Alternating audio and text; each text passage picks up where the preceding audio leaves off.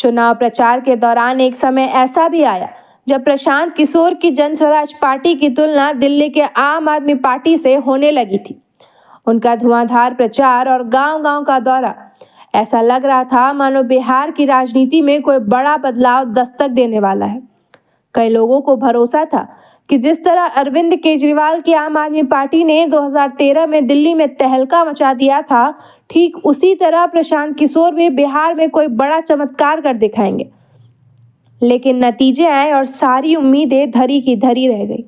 जन स्वराज पार्टी ने बिहार में 239 उम्मीदवार उतारे थे, पर एक भी सीट जीत न सकी। शुरुआती रुझानों में 4 सीटों पर बढ़त मिली थी, पर धीरे धीरे वो बढ़त भी हाथ से फिसलती चली गई। वोट शेयर भी 3 से 4% के बीच सिमट कर रह गया। ऐसे में आम आदमी पार्टी और जन स्वराज पार्टी की तुलना कहीं से भी ठीक नहीं बैठती।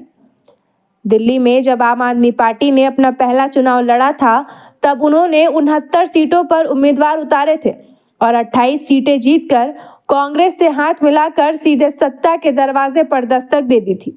जबकि प्रशांत किशोर की पार्टी तो अपना खाता भी नहीं खोल सकी। ना प्रशांत किशोर का आक्रामक प्रचार काम आया, ना उनका तीसरा विकल्प बनने का दावा, और ना ही जाति और धर्म की राजनीति से ऊपर उठकर वोट करने की अपील। जनता ने हर बात को ठुकरा दिया।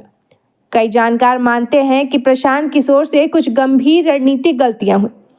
ब्राह्मण समुदाय से होने के बावजूद उन्होंने अपनी जाति को प्रचार में सामने नहीं रखा, और बिहार की राजनीति में जाति समीकरणों की अनदेखी भारी पड़ सकती है। दूसरा, जिन उम्मीदवारों को टिकट दिया गया वे ईमानदार और आदर्शवादी तो थे, लेकिन राजनीति की जमीन से बिल्कुल अनजान। ना अनुभव, ना नेटवर्क, ना पकड़। नतीजा, कैंडिडेट लड़खड़ा गए और पार्टी भी। हार के बाद पार्टी नेता आत्ममंथन की बात कर रहे हैं, लेकिन मुश्किल बढ़ा दी खुद प्रशांत किशोर ने। नतीजे आने से पहले उन्होंने दावा किया था कि जदयू 25 से ज्यादा सीट नहीं जीत पाएगी। यहां तक कह दिया था अगर ऐसा नहीं हुआ तो वे राजनीति छोड़ देंगे। लेकिन जदयू ने 25 से ज्यादा सीटें जीत ली और अब विरोधी सवाल पूछ रहे हैं, क्या प्रशांत किशोर अपने ही वादे पर टिक पाएंगे? बिहार की जनता भी यह देखना चाहती है कि वे अपने दावे पर कितना खरे उतरते हैं। फिलहाल इतना तय है कि जन स्वराज पार्टी की पहली चुनावी परीक्षा बेहद निराशाजनक रही है।